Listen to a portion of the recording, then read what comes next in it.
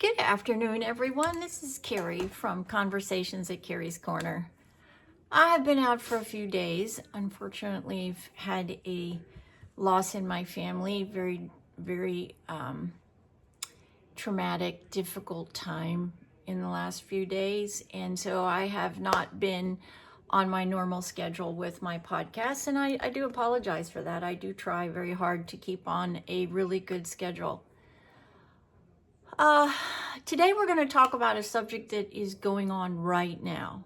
And I was so taken back by this event today that I really did feel the need to come in and talk about it with you.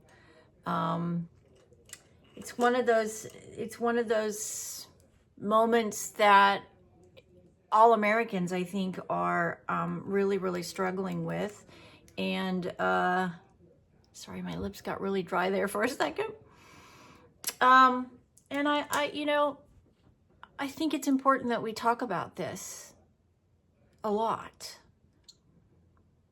because it is a very troubling event in our history, in the current administration's history.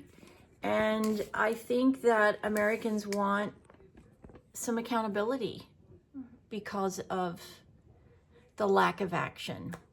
What I'm talking about is Congress today awarded 13 families the highest honor available from the Congress, and that is the gold medal for the 13 men and women who died during the absolute catastrophe of withdrawal from Afghanistan. And it's been so publicized, it's almost becoming a tool used in this political election cycle that we are currently in. And I think that's rightfully so, because we're talking about lives here. We're talking about human beings that sign a blank check for their life to the people who are in charge of their lives from the moment they sign that document to the moment they either come home safely or they come home under the draping of an American flag. And in this case, these are 13 men and women who died during the evacuation and withdrawal from Afghanistan. And the troubling part for me, as somebody who came to this country from Australia, who's lived here my whole life, who has lived the American dream, and I am blessed to have every single freedom that all 13 of those brave humans, sons and daughters, wives, husbands, they sacrificed their life so you and I can be together today watching a podcast. And for the Commander-in-Chief and the second Commander-in-Chief, the President and the Vice President, to not even pick up the phone and acknowledge these deaths and console these families and share their position as President and Vice President to console and love these families, it's repugnant. It is absolutely so unpresidential. Their actions are inexcusable. I don't care who you want as President of the United States, who you want to vote for. My position is very clear if you follow me. This is not about that. This is about the fact that if you sit in the White House as the President and the Vice President, and you are in a military action or anything where you as the President and the Vice President have said, okay, this is what we're going to do. I am the Commander-in-Chief. I want you to go do this, whether it's live or practice or whatever the situation. You have every single man and woman, every single branch of the military service. You have those people tied to your life forever. That's part of the responsibility and the privilege, frankly, of being a president and a vice president. And to know that these people, the president and the vice president, President Biden and Vice President Harris, have not even acknowledged these deaths is a blight on their service to this country. It is inexcusable. It is unacceptable. It is an insult to me, and it is an absolute desecration of those humans who died in the service of us and you as the president and the vice president of this country. I think it is absolutely despicable and deplorable. And I think we as Americans have to call out our leaders when they don't honor the men and women who die for us. I was watching one of the mothers who she was talking about her children and thanking Congress for this incredible honor. And she spoke directly to every single one of us Americans to speak their names, remember them, honor what they did, honor what they stood for, honor their death and their life and their history and their families and their ultimate sacrifice. We have to make our leaders accountable in every single thing they do. President, vice president, Congress, Speaker of the House, Speaker of the Senate. I mean, every single American elected official must be held accountable by the American citizens. It is the only way this country is going to survive. We have to hold them accountable. We have to say, and we have to get our news media under control. We have to. We, as the American people, must demand that our national news journalists are held to a national ethical conduct standard. And if they are not, they're fired. Because what is happening is the mechanism of the political system has bought and paid for the factual delivery of American news. That's unacceptable. Americans are finding out the truth by social media, by podcasts, by social media sites, by talking to their friends and their family. We are not hearing it from our national news. The national news, the reason you have freedom of press is because you are charged to deliver the facts to the American people, and it is not happening. And we as the American people have got to demand that the national press, if you decide you want to be a national journalist, you have to have a license, you have to sign a code of ethics, you have to sign a code of conduct, and if you fail to meet those guidelines, you're fined and you're fired. We have to. I bet if you went on the street and you asked the Americans who are walking across the street in New York or Boston or Chicago or LA or Houston where I live, and you said to them, do you know about the 13 men and women who died in Afghanistan during the withdrawal? And I guarantee you over 90% of those people wouldn't have a clue what you're talking about. And that's a disgusting realization that if you're an American who loves this country and loves the freedoms that we have, it's because of men and women who have died for us that we have them. And along the way, the political machine has forgotten that. And that's unacceptable.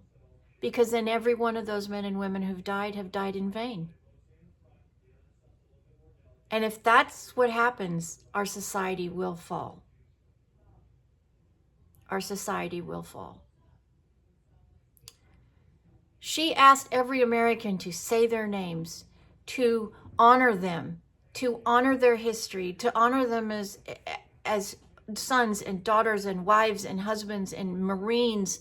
And we have got to do that. The way we do that is by holding those in charge responsible.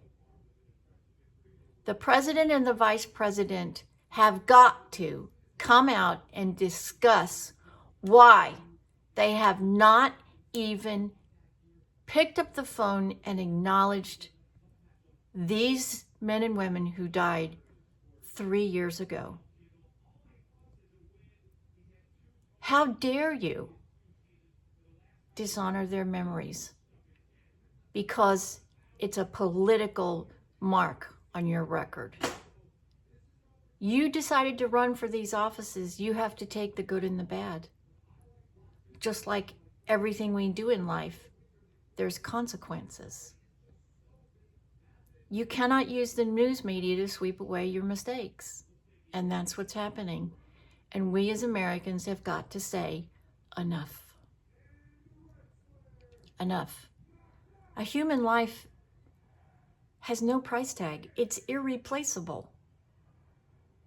It is irreplaceable. Put yourselves in the situation that these families are in. Can you imagine the betrayal that they feel from their own government, their own president and their vice president, and they haven't even gotten a phone call? I think it's absolutely a disgrace. Absolutely a disgrace. And it is a slap in their face, and it lessens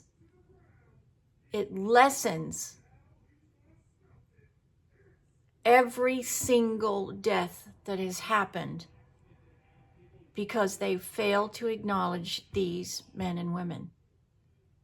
And you and I as citizens have got to start stepping up to the plate and demanding answers.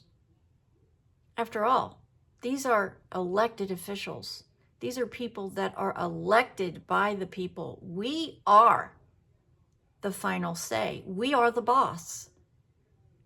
And if our employees are not getting the job done, it's up to us to say, you're fired. So I want you to remember this podcast as a way, it's a wake-up call. It is a calling for every single American to start saying 13 men and women have died under your watch, President Biden and Vice President Harris, and we demand an apology.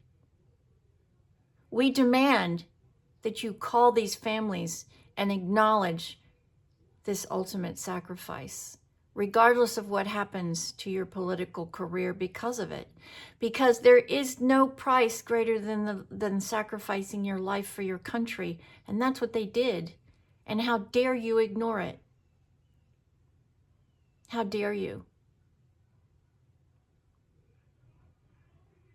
We must make all politically elected officials accountable for every single decision they make. And we have to have the voice to do that, or else our country's going to be lost, and it's headed in that direction. Please, America, make your voices heard. For all reasons, not just a political vote, but accountability, responsibility. The same oath that these 13 men and women agreed to and sacrificed their life for. Thanks for joining me today. I really do want to thank you for your support of this small but growing community here at Conversations at Kerrie's Corner.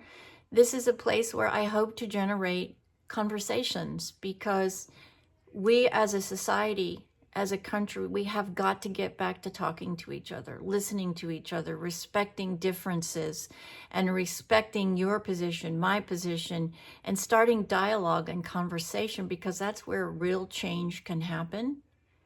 And we know that it can happen. Look at the amazing history we've had, but we've lost that ability. Somewhere in the craziness of the life that we now live, we have forgotten to talk to each other, respect differing opinions, and try to figure a way to come to the middle to make positive change that this country is crying out for. So I hope you share this video, and I hope you join us twice a week for these podcasts. And I would love to hear from you. I really would. We're going to start adding guests. We're going to start adding more features to these podcasts as we get further down the road. And your opinion matters. And I want to hear from you. So please reach out to me. This is Kerrie. I'm the owner, Kerrie Scroggins. I'm the owner of this podcast, Conversations at Kerrie's Korner. And I just want to leave you with this picture. Remember back in the 50s, in the 60s, in the 70s, we could go into these beautiful, quaint diners and we could sit down at the bar and have a great cup of coffee and or a milkshake, a hamburger, or a slice of pie, or a breakfast. And you could sit down next to somebody that you don't even know, and you could come away with a new friend or a new acquaintance or a new attitude or position on a subject that maybe you didn't really think you had. And it's because of those conversations that has made America what it is today. Because we can come to the middle. Just got to figure out a way to get back there. And I really do hope that this is a starting point, and it will encourage all of you to think about the other position, respect their position, respect them as a person, and listen, and then ask they do the same. That's where real change can happen. In a conversation. It doesn't cost anything. It just takes commitment and time and enough respect by each party to listen to what the other has to say. That's it. God bless you on this Tuesday. It's debate night. It's going to be a big night. And I pray that all Americans have a wonderful rest of your day. Be safe. Be grateful. Tell all those in your lives how much they mean to you, because tomorrow is never a guarantee. Sometimes we forget to just stop and tell each other how much you mean. God bless everyone. Have a splendid day. This is Kerrie from Conversations at Kerrie's Korner. I'll see you in the next podcast. God bless you, and God bless the United States of America. Take care.